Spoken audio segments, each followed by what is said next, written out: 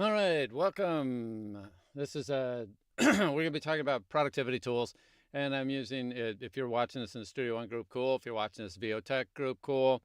And we're live on Facebook. We're live in 2 Facebook groups. We're live on YouTube, and so if you're watching this on so I'm going to show this with the example of Studio One, and then but it applies to other DAWs as well. What we're going to talk about is productivity tools, and that includes chains, presets, uh, how effects work, uh, all sorts of details that will allow you to be a lot more productive. All right, so we have chains and effects and different things and presets. And what does all this mean?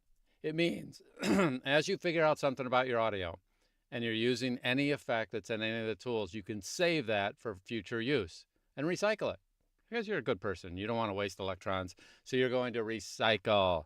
And so that's what we're going to do here. So let me give you an example of this. Anytime, so if anyone has, let me close some of this stuff and we'll open it as we need it here. We'll close this one and we'll close this one.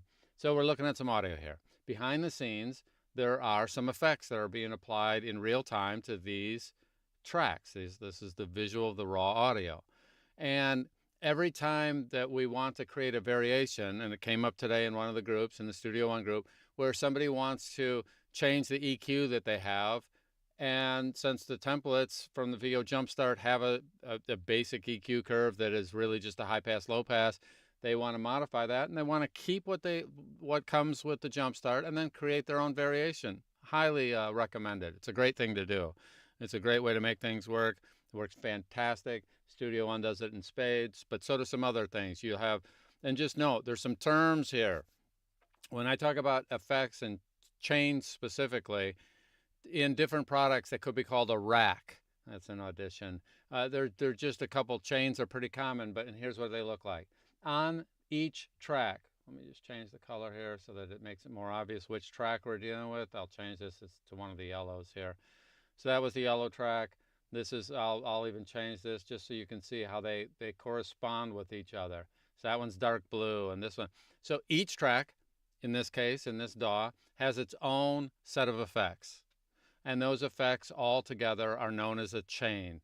And what they do is they make it somewhat easy. They create a superset and a subset, and you can get really granular with them. But the big picture is we have an area where we put the effects, and that's called the insert area. We insert effects into our chain. And so we have inserts, effects, and a group of them create a chain. So it's not really complicated, but and by the way, you do not need to know about this, especially if you have somebody else create your templates. This is more advanced productivity tools. And if you don't understand it the first time, hey, join the club. It took me a little while to remember the effect, the kind of the hierarchy, that the area here, like if I create a blank track, so I just created a blank track, but let me change this color to red just so that we know which one we're talking about. Here's this blank track. It doesn't have any tools on it. It has no effects. I can go over here and go into the persona. I can go into any of these and find things that I want to change the sound. So one of the things that I could do on that is I could throw an EQ on it.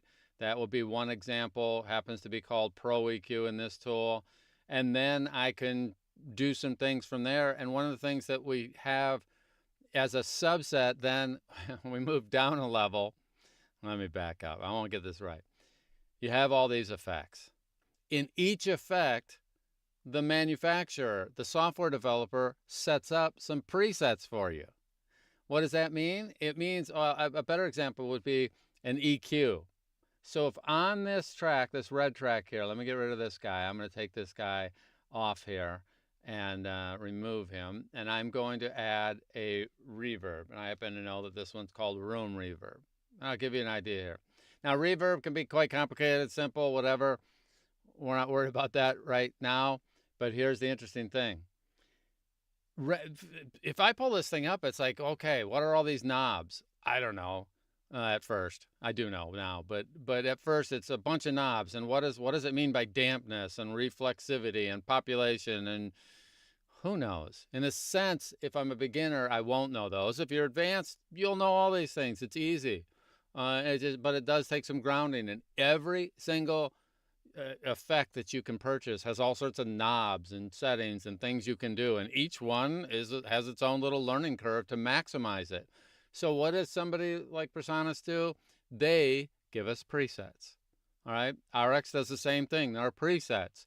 Almost every good tool has presets, and so once you're inside a specific effect, you have a drop down here where you can look at the existing presets.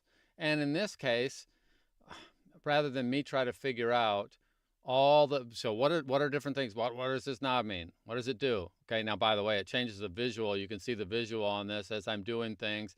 I get some visuals here that are changing. If I change the size of the room, if you watch this little graphic right over here, let me zoom in on this here. Take this, we'll zoom in for you. And then we're looking at this. If I change the size of the room, you can see some things changing. If I change different things, here's the width of the room. It's changing. Here's the height. So you do get a visual with the knobs as you go through. If it makes sense, it will change the visual as well.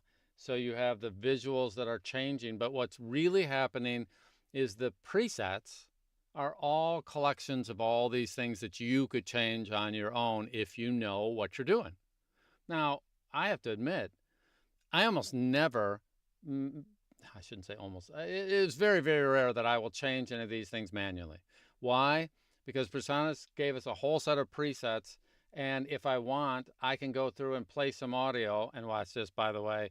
I'm going to just drag that from this, and I'm going to put it right here on this track. So now what's happened is my blue track is going to be the track I'm going to play. I just muted some other tracks. And when the blue track is playing, or where it isn't from where it is, whichever is greater.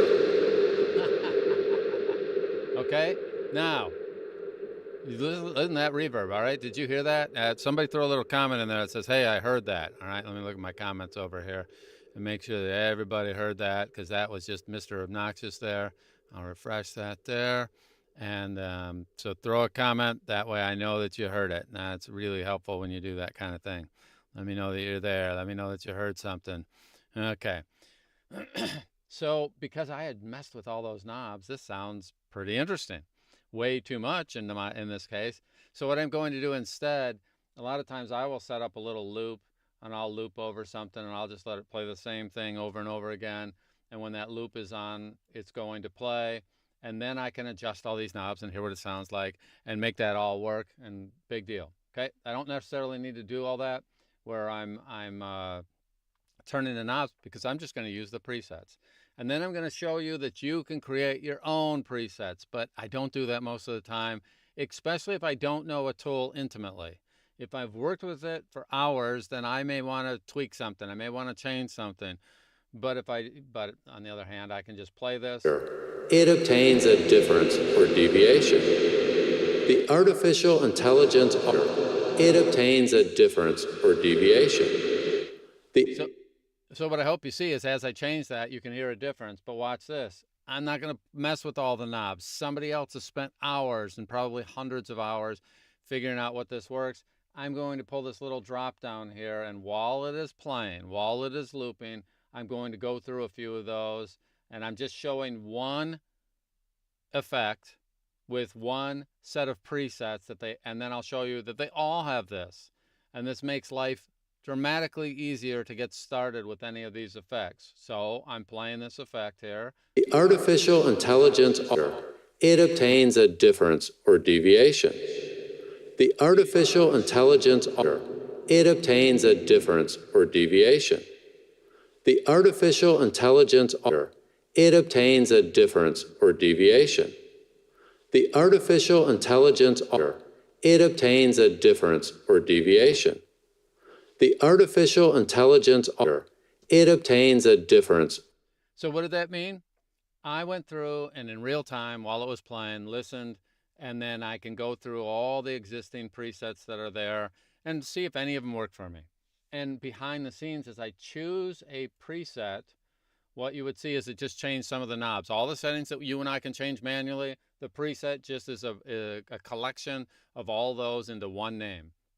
And if I want to make, so notice, That's a weird name. I don't even know how to pronounce that. I'm going to call it drum booth. I know how to pronounce that.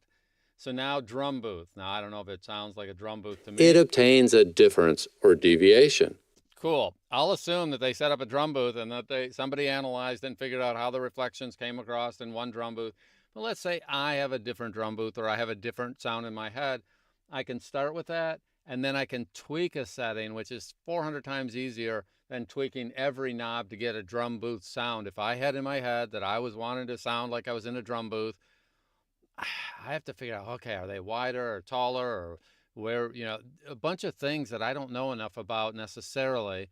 I don't need to know all that now. All I need to know is I pick those, and then I can adjust and tweak and see if I like something. And watch this. So now I'm going to take drum booth here that I took from the preset. The artificial intelligence order, it obtains a difference or deviation. The artificial intelligence order, it obtains a difference or deviation. So let's say, okay, now you will notice, no, you won't see. Hold on, I'm going to zoom in on this. It's really hard to see. Drum booth now has a little asterisk next to it because if I start with drum booth, it's now going to be drum booth, whatever their settings were. As soon as I change a knob, then what's going to happen is now drum booth is going to have been drum booth plus my tweaks, and now it's drum booth asterisk. And so because of that, I'm now going to go ahead and say, okay, there's this little thing here where I can say store preset. All right, now I'm going to call this bad drum booth. Okay, now I could call it anything I want. And one of the fun things you can do is in this tool here, yeah, we're right there. I can go ahead and I can either put it in an existing folder by using the drop down, if I have any, or I can just put it in the same place. I'll a lot of times date these things, December 2023, and I'm going to choose OK. Well, now what just happened is I can now look at bad drum booth. That's the one I created, of course.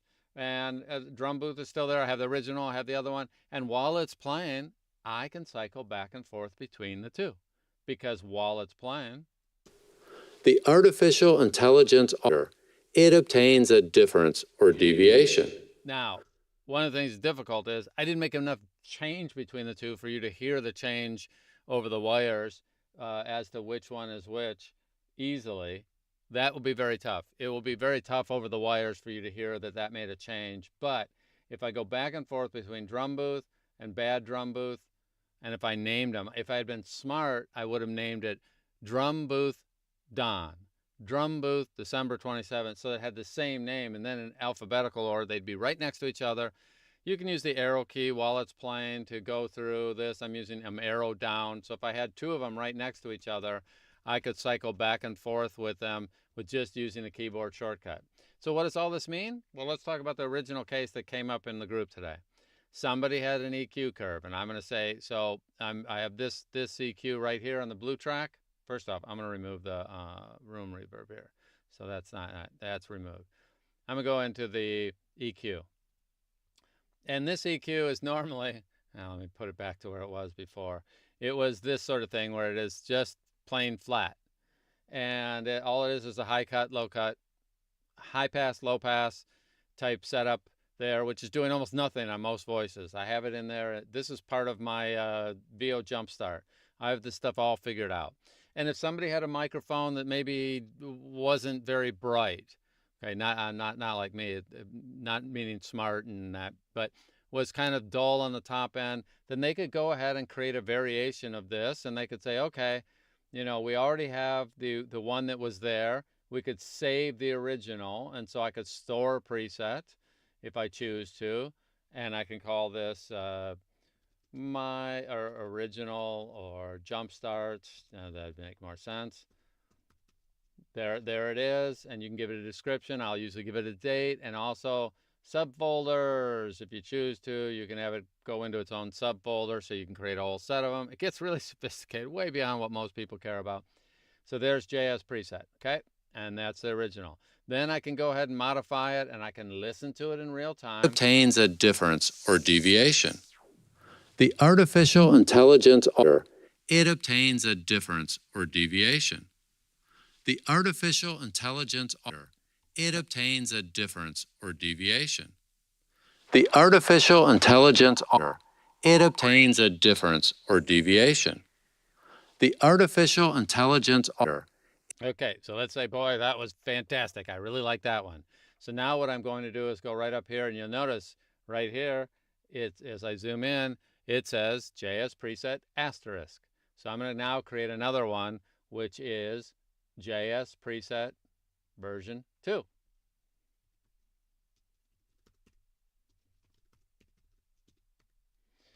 And I might, so now watch this. So I drop those down. They're right next to each other. And so if I had this looping, it obtains a difference or deviation. The artificial intelligence order, it obtains a difference or deviation. The artificial intelligence order, it obtains. So I have two presets. I could toggle between them easily. I can have them, and when this is open, I can use my arrow keys to go up and down, and now I can save that preset, and I just have the ability to not only have the original ones that are there, I can create as many variations as I want. So that's what it comes down to when it comes down to presets within an effect. And then it's super sophisticated, and there's this whole hierarchy, and nobody needs to know this stuff for the first few years. Sometimes it's the people use this product, but just so you have an idea that there's some depth that I'm not going over today. We have our individual preset within each one of these effects. And in this case, I have a set of effects here. If I close this, you can see this set of effects that are there. 1, 2, 3, 4, 5, 6, 7, 8. Those are all sitting right there. Each one has its own set of presets. You put them together into you remember, a chain, and they're all sitting in the insert area. So inserts, effects, become chains. Inserts, effects, become chains. Now, once you have that whole combination worked out exactly the way you like it, you can save that whole chain. I'm going to store a chain. I'm going to call this demo chain, and I'm going to date it December 2023. I have a subfolder that I created. You can either pick from the folders that are there, or you can type in something new and create your own subcategory. And I have that already, and I choose OK, and now I have demo chain. Now, as I change something, if I went through any of these tools and I go into the Pro EQ and I change something to here, I now can go ahead and create an additional chain. And the cool thing about these are, so I just created that demo chain. I could go over here to a brand new track. Let me take this one and clear it so it doesn't have anything on it. That's remove all. So red track here has nothing on it. I can a bunch of options. First off, if the chain is sitting next to me, I can drag it across. I could drag it, drop it, and there it is. I've just gotten the same chain over here that I had on the previous one.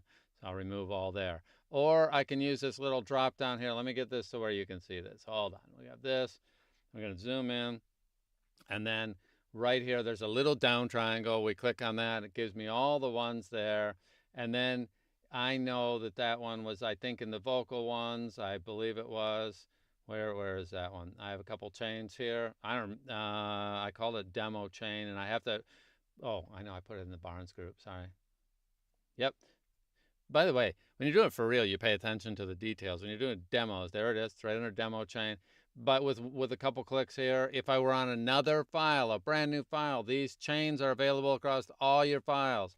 So now there's the same one applied to another track, and I could reuse that, recycle that, use it 100 times. If I pull up a brand new file, or if I pull up a new track here, then I have this new track, which is track 5 right here, kind of a muted blue. I can go ahead, go in and use that same chain, could use it on a different file. It gets quite, there's so many levels of that, because the thing that's going to happen beyond that is I'm also going to have a template, which includes all my tracks and all my chains and all my presets, all preset up. Do you have to do this? No. It's how the Jumpstart has everything all pre-set up for people. When you have a template, within the template, you have the tracks and you have the effects already pre-done, which are in chains. It's all done. You can move it between different files. It's simple. It's amazing. It's very, very, very, very well done. Okay. Oh yeah. Sorry, Nick. That both the the sound there is pretty interesting there with the reverb or even the bad EQ that I applied to it. But I hope the principles come across that you have multiple levels that you can use to figure out something, save it all as a group, and then apply it to any other track you want in any other file or the same file or whatever you're doing. And you can create a new template based on that if you choose. So there's just tons and tons of things that you can do there. And I don't see any comments there, but let me see if I see some comments here. And oh, I do see that there are 2 comments. There is something really fascinating here. Hold on a second. Let me see if I can figure this out. Because right now, yep, I cannot get, I'm going to pop that out and see if it'll show me that. Ah, look at that. Steve, you heard that.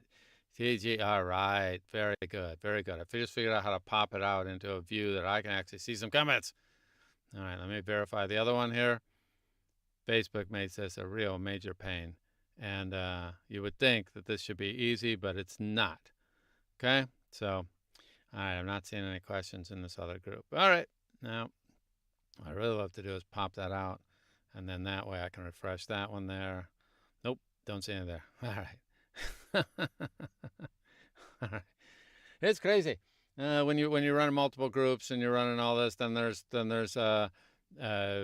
so many different places that you can check, and the way they all do it is different. Facebook does it different. I know you don't care about that stuff. Big picture for you, every product should have this. They have templates. Then they have effects, and you can put those effects, and you can create a chain, and you can store it and name it and create variations. And then you can, when you have those kind of tools in place, you can be highly productive, because once you figure out something once, you can save it and recycle it and save the time and the effort. And I'm always, everything I do, so sometimes people go, oh, I want to use the simplest DAW. You know, you don't need to know all this to begin with. Because one, you can get pre-made templates. You can trade them with people. You can talk to people. You can find out what they made. I do have them in the VO Jumpstart that just has all this stuff pre-planned for doing audiobooks, for doing voiceover, for doing podcasts. It's all done for you if you choose to take advantage of that. That's at vojumpstart.com. But if you don't, create your own, save them, and then as you mature and you make changes and you create variations, then you can save those, and you save them as collections of chains. And you can create your own presets in every single effect. It's not, I just happened to pick 2. I picked EQ and I picked the reverb. But if you learn how the de-esser works, so one time, yeah, you have to figure out how the de-esser works, and nobody is going to know how that de-esser works on day one. That just doesn't happen. Doesn't happen with anything. If I get a new car, I mean, I know where the rear window defogger is on that car. But once I know where it is, then if I got into another car that's the same brand, chances are the rear window defogger is in the same place. And so once I figure it out once where it is, at same place, same on the brand, and it becomes easier the more you do it. So all this stuff makes life easy, makes it easy to compare, makes it easy to toggle things back and forth. I loop things all the time, and I'll take one setting, take another setting, compare it, contrast it. I almost always, though, start with their presets, because somebody has spent a ridiculous amount of time coming up with some options for us, and then we might make a minor modification to that or a major modification. And frankly, maybe you just start with the default and then you do all of it yourself. That's cool too, but there's a lot of options, especially with some of the more sophisticated tools. So really, it all comes down to, at the lowest level, you have your own preset. And every one of these tools allows you to create and store your own preset. And then put them into chains. You can save the chains. Then put them into tracks. There's even track presets. You can save those. And there's templates. And as you learn the tool, as you get more sophisticated, or you can customize everything practically. It's well, you can customize an amazing amount, and then you have the other approach. If you don't want to understand any of that stuff directly, what you do is you get somebody who's created templates for you, and when you're ready to do a voiceover project, you pick their template, it comes up, it already has the tracks in there. Behind the scene, it has a track here for music, because I happen to pick a VO template. And do you need to know all this, what's going on behind the scenes? Nope. I don't know how my transmission works in my car at the granular level. I know the basics, but I don't know how it works. I put my car in reverse, the tires go backwards, I back out of a parking spot. I do not have to know every detail about how the car puts everything in reverse. And if your car's super modern, the little gear shift that you use to go in reverse, or the button that you press, it does it, but it's doing it via wires, and the computer is telling the transmission we're going backwards, and the gear, and some of them have gears anymore. I mean, it's just amazing what it can do. I don't need to know the details. I need to know that I press R and my car will go in reverse. I need to know I shift the lever to go R and my car goes in reverse. I don't need to know every detail to be a good driver. It's nice to know some things in some areas, but I don't need to know every detail. And it's the same with all this software. You do not need to know all this stuff. This is for people who like to get into the weeds, or they're doing more advanced projects, or they're combining tracks and they're adding music to their voiceover. They're adding music to an audiobook. They're doing some things that are just more sophisticated, and they want to customize their own. Well, all right, I get a car and I put tinted windows on it. I didn't like how dark the windows were. I get a car and I don't like the rims, so I put different rims on it. That's fine. I can do that. Now, if I'm buying a car, there's a cost. I have to buy the materials, have somebody install it, or do it myself. And that's the exact same thing that's going to happen with a good DAW when it allows you to have templates, because you can buy them just like you buy a new car. It's equipped with a certain set of things, and if you don't like something, you can change it. And you just, whatever it costs, that's your choice. You make a decision. Is it worth it? Do I need it? Do I want that? Do I care? Okay. And for a lot of us, be a voiceover artist first. Nail that. Work on your acting. And then you can, if you want to learn some of this because you're doing something special or you need more, fine. And if you don't want to do it, just like almost everything else, if I'm going to customize my car by putting new rims on it, I actually have a tool. I could do that. I have an impact wrench and a jack, and I could jack my car up and put new tires on the car. I don't. I cannot put the tires on the rims, by the way, but I could actually put them on there because I can operate an impact wrench. But so what? I don't want to do that. I'm going to take it over to JR, my mechanic, and he's going to do it all for me. And then I'm going to drive it and act like I'm the one that did all the special stuff. And that's the same thing you can do here. So I know how to do it. So do a bunch of other people. If you need help, look me up, let me know, and we'll talk to you later. Let me look at final questions here and see if I can see anything. I don't see any questions there. I'm going to go over here and see. Okay, don't see any questions there. And Nick.